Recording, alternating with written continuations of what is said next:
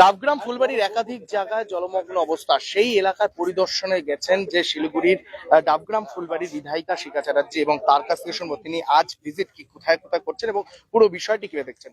আজকে তো সকাল থেকে ভিজিটে বিভিন্ন এলাকাতে ও তো করতেই হবে, বৃষ্টি পড়ছে না, এ তো করতেই হবে, জল হচ্ছে চতুর্দিকে জল, সেইখানে ভিজিট করছি। এখানে একটা যে সাংঘাতিক ব্যাপার হয়ে গেছে, এই এই ব্যাপারটা তো না দেখলেই নয়। এসে সেই জন্য আমার শোনার পরের থেকে মন এত খারাপ ছিল।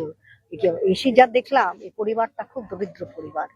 বাড়িতে আর্নিং মেম্বার ওই ছেলেই ছিল বলতে গেলে, বাবা তো ইনভ্যালিড প্রায়, আর ছোট ছেলে আছে, সেও পুরোপুরি কাজ করতে পারে না। আর তার মধ্যে একটা বাচ্চা রয়েছে 6 মাসের, যে মারা গেছে, তার বউ রয়েছে। খুব খারাপ লাগছে দেখে যে এই পরিবারটা এরকম অবস্থা। সবচেয়ে দুঃখজনক ঘটনা, কর্পোরেশনের মধ্যে ওয়ারিং গুলো এরা ঠিক মতো চেক করেনি। ওয়ারিং গুলো কিভাবে হচ্ছে, কি করে পারমিশন দেয় ইলেকট্রিক, আমি বুঝতে পারলাম না। যে ওয়ারিং গুলো হয়েছে সেগুলো ঠিক না। এরা বলছে, ইলেকট্রিসিটি বোর্ডকে আমি জিজ্ঞেস করলাম, এরা যারা কাজ করছে তাদের জিজ্ঞেস করলাম, আপনারা এখন কেবল পাল্টাচ্ছেন, ব্যাপারটা কি, আপনারা আগে কেন করেননি? তো বলছে, ম্যাডাম এটা তা হয়নি, এটা হয়েছে বাড়ির থেকে, বাড়িতে যে একটা খোলা তার দিয়ে ওরা বাল্ব জ্বালিয়েছে, লাইট জ্বালিয়েছে, ফলে ওইটা কেবল লাইনের সঙ্গে অ্যাড হয়ে গেছে, অ্যাড হয়ে টোটাল এলাকাটা এরকম ভাবে কারেন্ট হয়ে গেছে। তো সেটাই আমার চিন্তার ব্যাপার ছিল যে 220 ভোল্ট, ওটাও তো 220 ভোল্ট হওয়ার কথা। যদি কারেন্টই হয়ে যায় 220 ভোল্ট হবে, 440 কি করে হয়ে গেল এটা? বা অন্য আরো বেশি কারেন্ট এলো কিনা তা জানি না আমি। মারা গেল কি করে লোকটা? আমার কিন্তু এখনো মনের মধ্যে প্রশ্ন রয়ে গেছে। এবং যেটা জানাচ্ছে পরিবার, যে বহুবার ফোন করা হয়েছিল, বহুবার ফোন করা হয়েছে, তারা আসেনি। আমরা দীর্ঘদিনের এই ইলেকট্রিসিটি বোর্ডের ব্যাপার জানি, তারা কোনোভাবে ফোন ধরেন না, ফোন তোলেন না, নিজেদেরকে বিরাট শাহেনশা মনে করে। ইলেকট্রিসিটি বোর্ডের অবস্থা খুব খারাপ, এরা কোন রকম কোনো পরিষেবা দেয় না। ওরা এখনো ভাবছে এখনো তৃণমূল কংগ্রেস রয়ে গেছে এলাকায়, মানুষের পরিষেবা না দিলেও চলবে, মানুষকে ধমক দিলেই চলবে। সবথেকে বড় দুর্নীতি তো ওদিকেও দেখা যায় যে বিদ্যুৎ বিভাগে, মানে সেই ক্ষেত্রে কি, মানে এতবার সরকারি কাজ, মানে যে কাজে বারবার যে বিদ্যুৎ যে পরিষেবা, সেখানে তিনি বহুবার ফোন করেছেন, তারপরও কোনো রকম সাড়া বা কোনো, যদি সে সময় চলে আসতো হয়তো প্রাণে বাঁচত, হয়তো বেঁচে যেত, হয়তো প্রাণে বেঁচে যেত।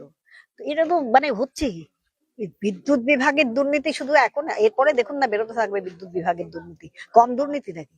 দুর্নীতিবাজ এ একটা বিশাল জায়গা। ইনকোয়ারি কি হওয়া উচিত? অবশ্যই, অবশ্যই ইনকোয়ারি হওয়া উচিত। পুলিশকে কি সমস্ত জানানো হলো? পুলিশকে মোটামুটি জানানো হয়েছে, পুলিশ সমস্ত কিছু জানে, আমি ওপরেও জানাবো।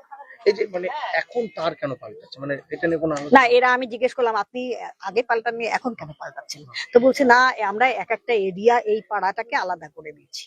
এটা ঠিকই চিন্তা ভাবনা, এটাতে আমার খারাপ বলি না, যে এই পাড়াটাকে আলাদা করে দিল আর একটা পাড়াকে আলাদা করে দিল, অবশ্যই। কিন্তু আমি বললাম, তাহলে যে ওয়ারিং গুলো ঠিক নয় আপনাদের মনে হচ্ছে, সেগুলোর ব্যাপারে আপনারা কি করছেন? বলে, আমরা নোটিশ ইস্যু করছি, আপনি ইমিডিয়েট করুন। আপনার এলাকায় তো অনেক জায়গা, বিভিন্ন জায়গায় জলমগ্ন, সেদিকে কিভাবে থাকছেন এবং কিভাবে দেখছেন?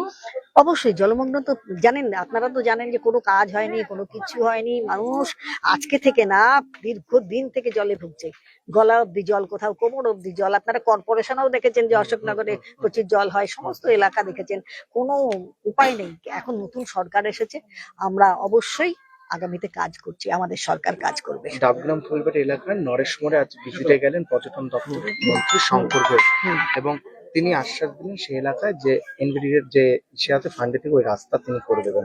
উনি তো করবেন, এটা তো অলরেডি আমার দেয়া হয়ে গেছে। উনি বলেছেন, ঠিকই আছে, উনি এসেছেন, উনি দেখতেই পারেন, উনি মন্ত্রী দেখেছেন, দেখে গেছেন, আমরা অলরেডি এটা দিয়ে রেখেছি। এবার বর্ষা পার হলে কাজটা হয়ে যাবে আশা করি। ঠিক দেখতে পাচ্ছি। এটা বোধহয় মেপে নিয়েও গেছে, বোধহয় খুব সম্ভবত মাপা হয়ে গেছে রাস্তাটা। আমি তো যখন ঘটনাটা হয়েছে তখন থেকে আমি ফোন করতেছি, তখন আসে না, তো কয়বার ফোন করলাম তখন আসে না। হ্যাঁ, বললেন সমস্ত কথা। হ্যাঁ, আর ওই যে 9 দিচ্ছে, 9 চেক করতে আসে না, কোথায় কোথায় কি বাড়ি ঘর হয় না হয়, ওরা তো চেক করতে লাগে না, আসেই না। যখন ঘটনাটা হচ্ছে 6:30 7টার দিকে, আমরা এত দূর থেকে দেখতে আসি, 9টা বেজে গেল, আমরা কমপ্লেন করছি, আমরা দেখতে আসে আমরা পাওয়ার কমপ্লেন করছি, খবর যায়নি, আসে না, লোক পাঠাচ্ছে না, এরকম করতে তো 10:30 11টাতে বাজিয়ে গেল। তারপরে আসলে লোকাল লোক গিয়ে লাইন বন্ধ করছে, লোকাল মিস্ত্রি গুলো গিয়ে বন্ধ করছে, তারপর সে লোক দেখাচ্ছিল না। লাইনের বিলে ফোন করে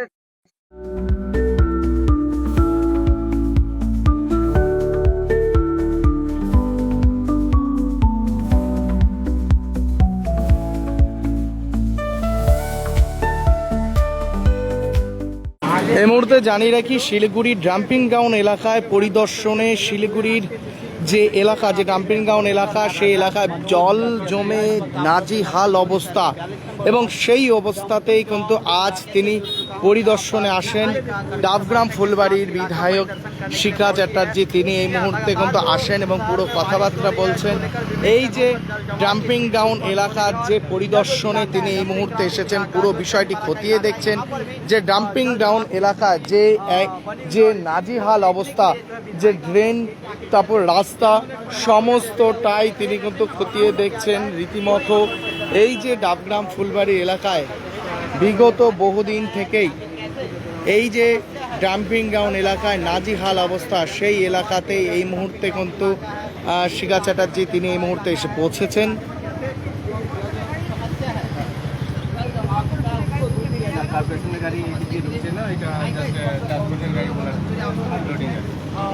গাড়ির সমস্ত তথ্য এবং সমস্তটাই তিনি কিন্তু খতিয়ে নিচ্ছেন, এবং ঠিক এই যে ডাম্পিং গ্রাউন্ড এলাকার যেই রাস্তা বেহাল দশা, এবং সেটাই কিন্তু তিনি দেখছেন।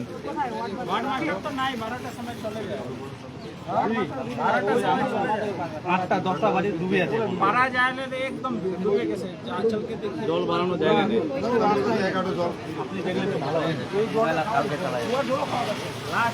আরে না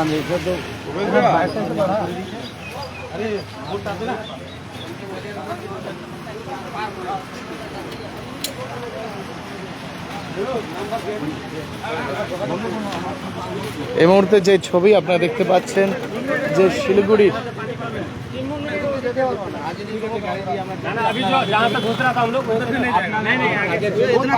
এই যে ডাম্পিং গ্রাউন্ড এলাকায় বহুদিন থেকেই দেখা গেছিল যে একটি মানে রাস্তায় জল, ওই আবর্জনা জল চলে আসতো, সেদিকে কি এবার চিন্তা ভাবনা থাকছে? ভীষণভাবে চিন্তা ভাবনা আছে। এই ডাম্পিং গ্রাউন্ড নিয়ে বিশেষ চিন্তা ভাবনা আমি পরশু দিনও বিধানসভায় বলেছি, এই কথা বলেছি, এবং আমাকে মন্ত্রী আশ্বাসও দিয়েছেন এখানে ব্যবস্থা হচ্ছে।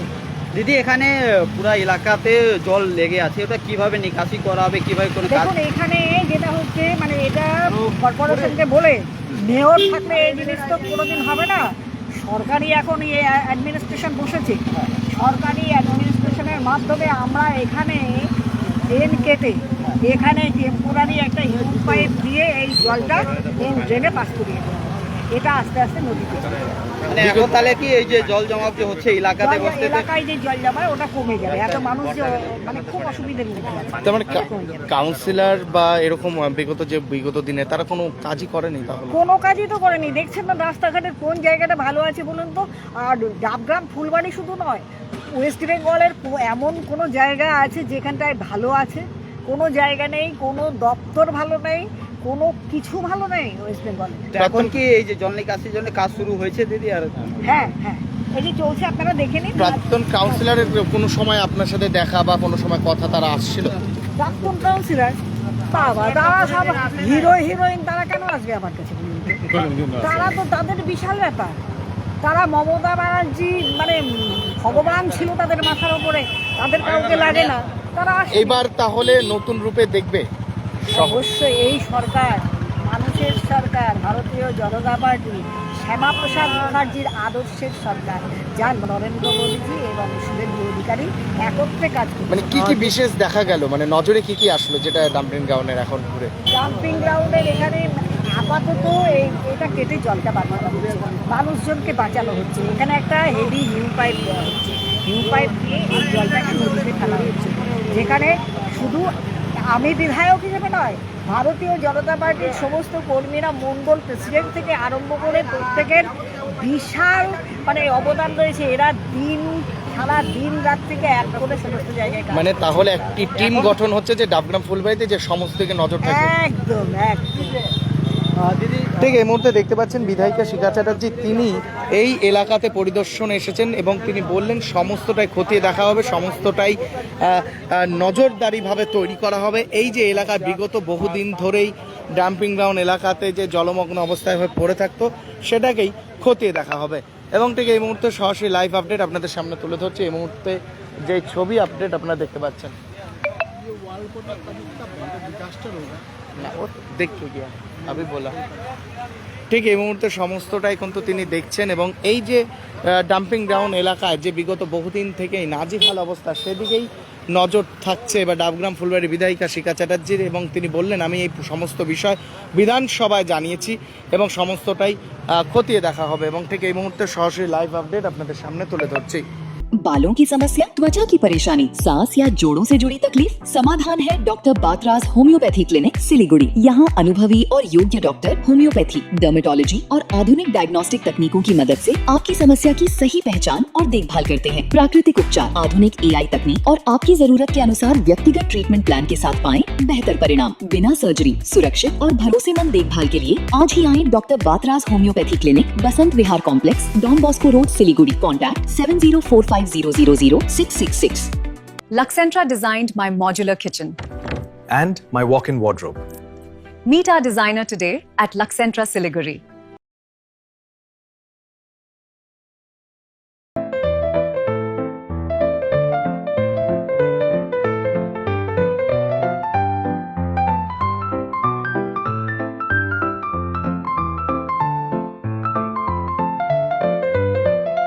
नागालैंड सरकार ये रथ यात्रा बम्पर लॉटरी पहलो पुरस्कार 3 करोड़ गारंटी टिकट 500 रुपया पहलो पुरस्कार बिक्री भय का टिकट बाटा ड्रॉ 18 जुलाई ये रथ यात्रा बम्पर लॉटरी 2025 में पहलो पुरस्कार विजेता शमसुल हक के तपाईं हुनुहुन्छ यसपालिको करोडपति। नर्स बन्ने सपना देख्नु भएको छ, अब पूरा गर्नुहोस्। Adan institute of nursing science, Sisabari, Champasari, Siliguri. यहाँ पाइन्छ 3 वर्षको GNM कोर्स, 4 वर्षको BSc नर्सिङ, 100% प्लेसमेन्टको ग्यारेन्टी, साथै सजिलो ब्याङ्क लोन र किस्तीमा भुक्तानी पनि, स्कलरसिपको सुविधा, हस्टेल सुविधा उपलब्ध, क्रेडिट कार्ड फेसिलिटिज पनि। पश्चिम बङ्गाल सरकारद्वारा मान्यता प्राप्त, एफिलिएटेड टु WBNC, WBUHS र INC। आजै सम्पर्क गर्नुहोस् Adan institute of nursing science 8016235569। सपने पहले कागज पर बनते हैं, फिर कंक्रीट और स्टील में ढलते हैं। हर नक्शा एक नई उम्मीद जगाता है और हर ईंट और सरिया उस उम्मीद को हकीकत की ओर करीब ले आता है। एक ऐसा एहसास जैसे कल ही सुकून और शान दोनों एक ही छत के नीचे मिलेंगे। ये बस एक बिल्डिंग नहीं, बल्कि एक कहानी है।